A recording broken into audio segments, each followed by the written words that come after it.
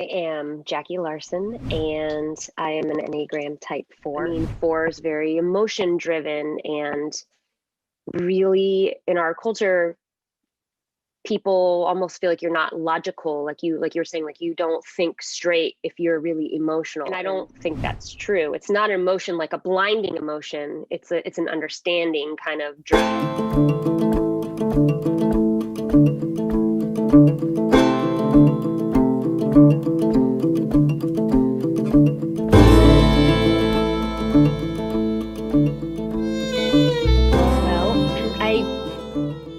Heard of Enneagram kind of like I read the word in passing and I was like, what the heck is that? And the weird star-shaped circle thing, I was like, I don't understand this. And then a friend of mine was really into it, and her sister were doing different workshops and things. And so I started kind of looking into it more. And then I went to a conference that had a workshop.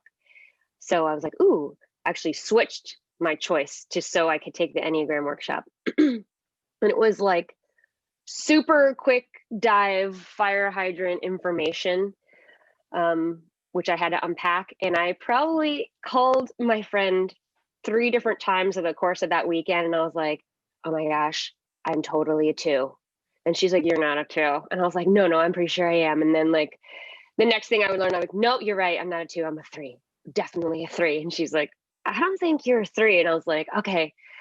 And then it, which is funny because as a 4, 3 is a wing and 2 is a space that you move in stress. So naturally, I also thought I was a 9 because I have a lot of peacemaking tendencies, liking to see both sides and kind of pulling back and looking at the bigger picture, even though I may have a lot of feelings about one thing. And I think I just got that from how I grew up. Kind of being a moderator in relationship in my family, and also like the explainer of each person, and then like the icebreaker, like, okay, let's keep it light here. And I really don't appreciate conflict very much, but I'm starting to understand what that means. So sometimes conflict, I don't like to debate, and I don't like the abrasiveness of conflict, but I understand in the larger part of life, like the hardship of conflict and the necessary journey that conflict takes you on. So in that sense, I appreciate it, but I'm always like, in the moment, I'm like, oh, like when people get together, family, and they're like all talking and everybody's giving their 2 cents, I'm just like, it's stressful. I just want to go do something else. So it was quite a journey, but the more I read about the 4, I think is when I really started identifying with the identity part of it. Because before I learned Enneagram and kind of the language of it and being able to look at things from that perspective, I had already done a lot of personal identity work. And which I think is the way that I knew that 4 was really my thing. I had already gone through kind of an identity crisis. And as I was talking through it with, friends and family along the way, it felt so weird that like the hardest part of my life wasn't like something that happened to me. It was like everything that happened inside, which I guess sometimes is that way for a lot of people, but it was more of like a losing myself of all the things that I thought were me or defined me, or that I put my identity and my concentration in. And it wasn't just like, I don't know, when I lost myself, I like drifted to like a shell.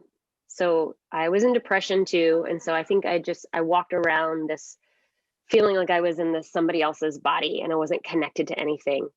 And I emoted, like things could still make me angry or happy, but I didn't really feel grounded in my sense of belonging to any of it.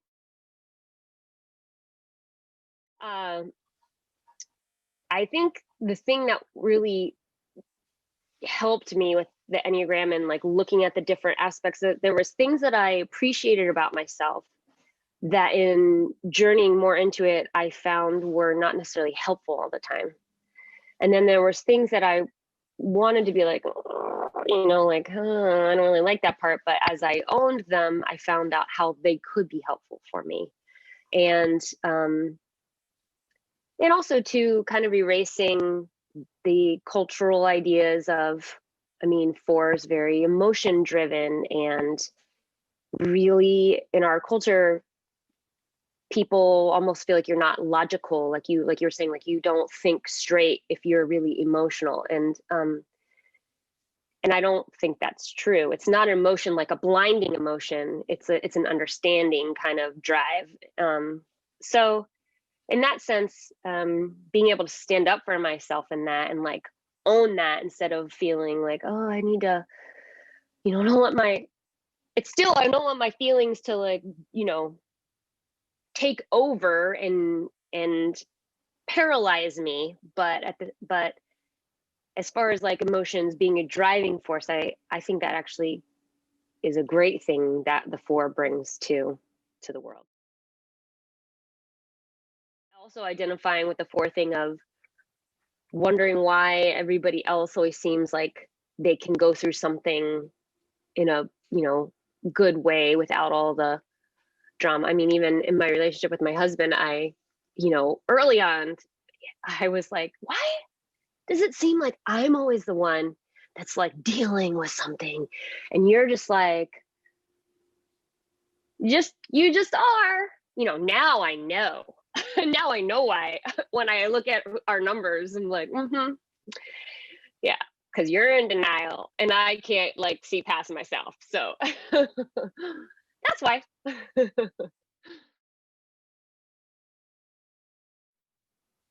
I have found that authenticity in conversations, in the way that I see it, can sometimes seem like complaining to somebody else. And then when that's brought up, I'm like, like, I'm not complaining. Like, I'm just putting it on out there. But, you know, understanding, like being able to understand where other people are coming from and reading that and seeing that as a loving thing to say to me. Wasn't like they said it right off and they didn't hear me. They just couldn't keep hearing me, type of thing.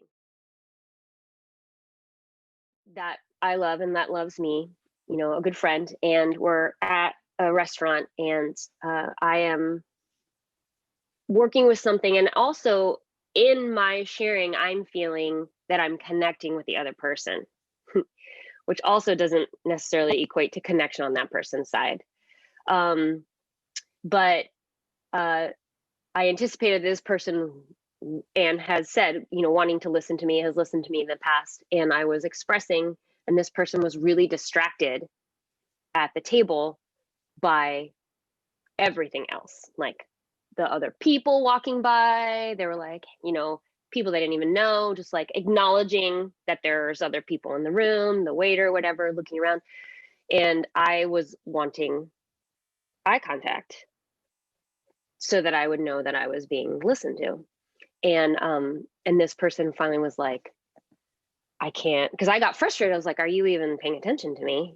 Basically. And they were like, yeah, it's just really long. Like you just keep kind of going on. And I was like, I was so frustrated and so hurt by that in the moment, that I was like, oh, okay, well, fine. If you don't, this is when, you don't want to talk to me right now. And of course they were like, I'm not saying that. And we hadn't even started eating yet. So then I was like, I had to come down from my little frustration bubble and kind of put all the things I was thinking maybe on hold and just talk normally. And it took me a little while to get past that. So my expectation was that this person was going to give me their undivided attention, because also quality time is a love language of mine. So here we are, and this is what I'm wanting to do. I'm wanting to listen to you, hear me, and feel connected to you. And it felt like that person just didn't want to do that at the time, which equated to, I don't want to connect with you. Not, it's hard for me to keep hearing you talk about this. So having to really like pull back and unpack that and acknowledge the reality of the situation and not necessarily just like how it felt to me. But being able to communicate then later, that was really hard because this is how I felt. But I realized that, this is maybe I just can't expect you to like go to all those places with me each, like not maybe every single thing is an important part of the connection and understanding. So, but that is a lifelong, like putting it into practice in my relationships and conversations. And the closer you are to me, the more expectation I have of you to listen and connect.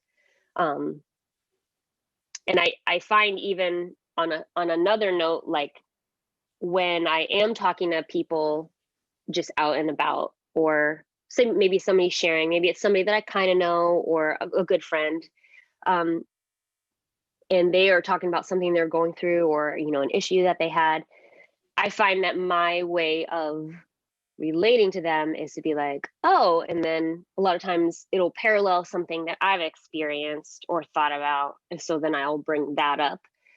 And to me it feels like a way to kind of have this sense of like I've been there and I understand, or a similar place, or just kind of like make it safer and open to be able to share about things.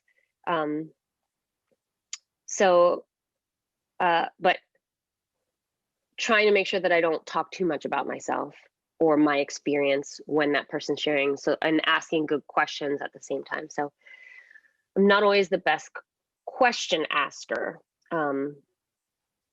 I do ask good questions, but I don't always ask them often. What I how I feel about myself is not necessarily what's true about myself.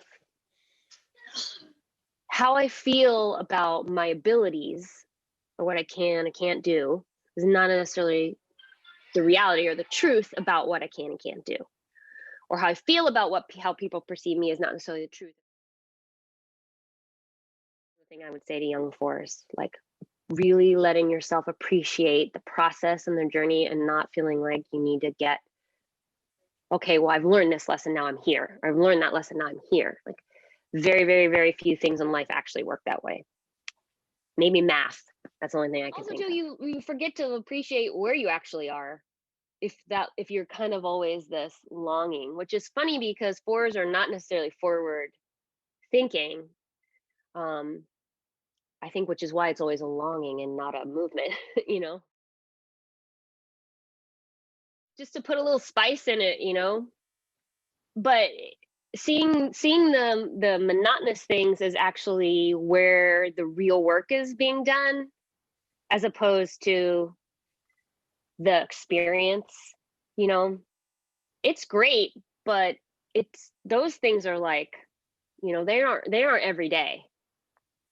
So if you're just like a dud in between, chances are those really great things aren't really going to be happening too much. Like if you're not going to be putting the work in, which means showering and doing the dishes and, paying your bills, whatever, finishing that exam that was due 2 weeks ago,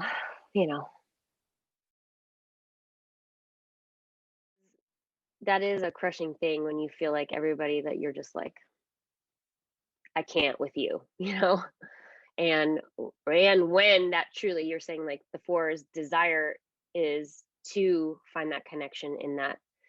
I do think as a young four, maybe that's not as self-aware.